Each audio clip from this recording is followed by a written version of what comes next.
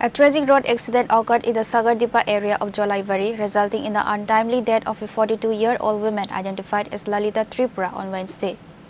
The accident took place at Sagardhepa area of Jolaibari on Wednesday evening at approximately 6 p.m.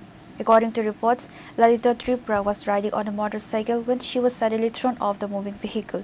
The impact of the fall left her with severe, life-threatening injuries. Upon receiving news of the accident, personnel from the fire and emergency services rushed to the spot. They rescued a critically injured and bleeding Lalita Tripura and immediately transported her to the Jolaibari Community Health Center.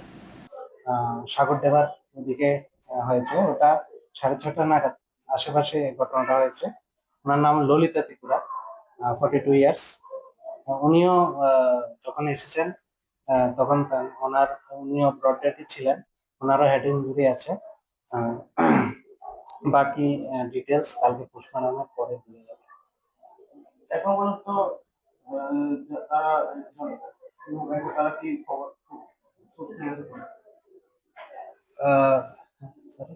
যারা লোক আছে তারা সবাই কি তারা guardian তারা আছে কি? হ্যাঁ, দোনো পরিবারেরই গার্জিয়ান এসেছে।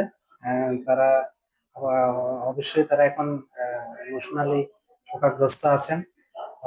জিনিসটা এখন সেটেল হতে একটু টাইম লাগবে, দেখা যাক। The body has been kept at the hospital morgue following a post-mortem examination on Thursday.